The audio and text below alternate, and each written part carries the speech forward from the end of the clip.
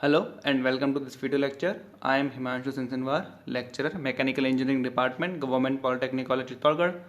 आज के इस वीडियो लेक्चर के अंतर्गत हम लोग स्टडी करेंगे ME305 power generation unit number 10 wind energy sources के पार्ट नंबर 4 के बारे में। तो देखिए, इस वीडियो लेक्चर के अंतर्गत हम लोग स्टडी करने वाले हैं vertical axis type of wind mills. Vertical axis type of wind mills क्या होती हैं? ये इस तरह की विंडमिल्स होती हैं कि जो इनका रोटर होता है उसका जो एक्सिस ऑफ रोटेशन होता है, यानी जिस अक्ष के सापेक्ष रोटर रोटेट करता है, रोटर घूर्णन करता है, वो जो अक्ष होता है वो ग्राउंड के वर्टिकल होता है या ग्राउंड के परपेंडिकुलर होता है। तो इसीलिए इस प्रकार की विंडमिल्स जो होती हैं उन्हें कहा जाता है vertical axis type of windmill.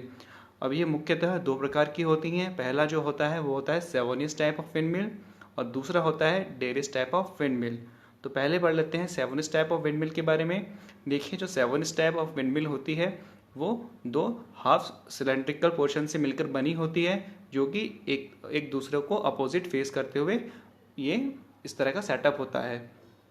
तो ये जो सेटअप होता है इस जो दो हाफ सिलेंडर्स को मिलकर बना होता है, उसका जो क्रॉस सेक्शन होता है लगभग वो एस शेप क्रॉस सेक्शन होता है। और ये जो दो सेमी सर्कुलर सिलेंड्रिकल ड्रम्स होते हैं वो एक वर्टिकल एक्सिस पे, जो कि विंड की डायरेक्शन के परपेंडिकुलर होता है, उस पर कुछ गैप में ये दो ड्रम्स सेट किए गए होते हैं।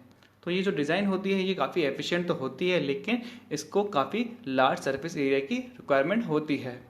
तो यदि हम बात करें एडवांटेजेस ऑफ सेवोनियस रोटर की, तो जो इसकी मेन एडवांटेज है वो पहला ये कि जो सेवोनियस विंड एनर्जी कन्वर्जन सिस्टम है ये, क्योंकि एक vertical axis type of wind machine है, तो इसी के कारण इसके अंदर जो पावर ट्रांसमिशन के लिए जो एक्सपेंसिव सिस्टम की रिक्वायरमेंट होती है, जिसके की द्वारा हम रोटर से एक्सिस में जो एक्सियल कनेक्शन होता है वहाँ पर पावर का ट्रांसमिशन करते हैं, उसकी रिक्वायरमेंट नहीं रहती है। तो इसके कारण ये कॉस्ट इफेक्टिव हो जाती है।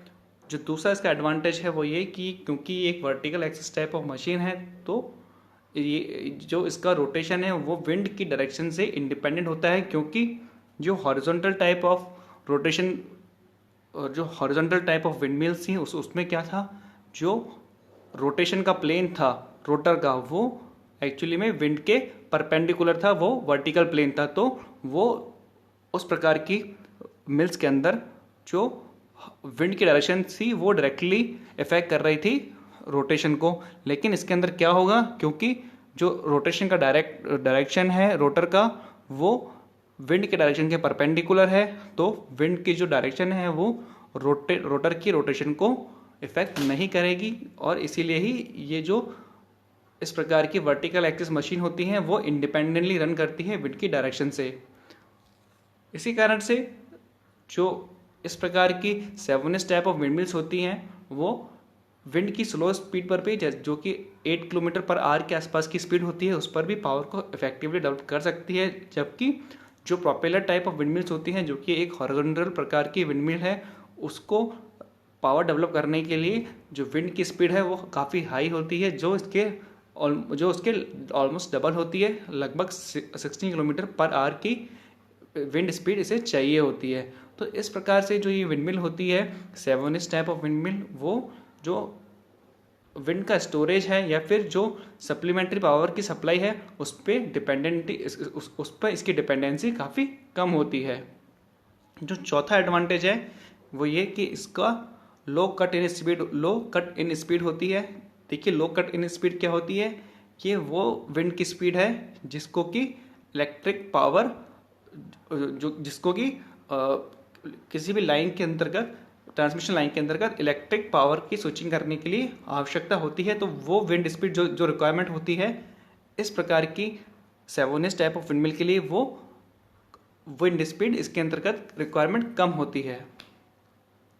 अब पढ़ लेते हैं डेरिस टाइप ऑफ विंडमिल के बारे में।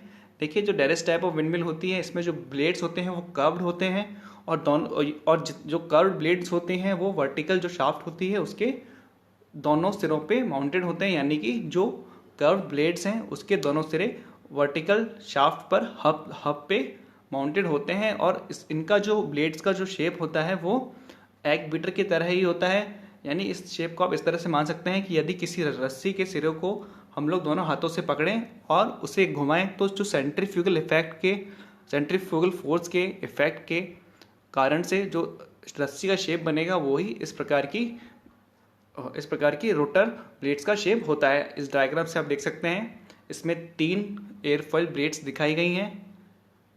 ये डेरिस टाइप ऑफ विंडमिल का डायग्राम है।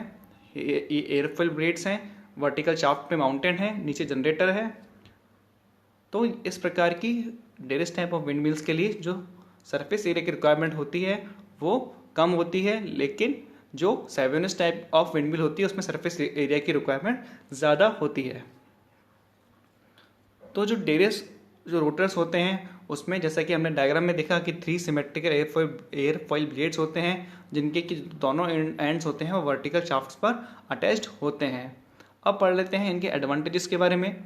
तो देखिए, जो मेजर एडवांटेज है इस प्रकार की डिज़ाइन का वो ये कि जो रोटर ब्लेड्स हैं वो विंड किसी भी मतलब परिधि के अंदर, जो इनकी परिधि है उसके अंदर किसी भी पॉइंट से, किसी भी बिंदु से वो विंड को एक्सेप्ट कर सकते हैं, यानी विंड इनकी परिधि से किसी भी पॉइंट से इम्पैक्ट इस प्रकार की डेरिस टाइप ऑफ विंडमिल पे कर सकती है। जो दूसरा एडवांटेज है वो ये कि जो मशीन होती है इसको ग्राउंड पे माउंटेड किया जा सकता है, जिसके कारण कि जो टावर स्ट्रक्चर है या फिर जो ह्यूज वेट को लिफ्ट करना पड़ता है, ऐसी चीज़ों को एलिमिनेट किया जा सकता है। और इसके कारण से इस प्रकार की जो डेरिस टाइप ऑफ विंडमिल है इसको ग्राउंड लेवल पर ही ऑपरेट किया जा सकता है।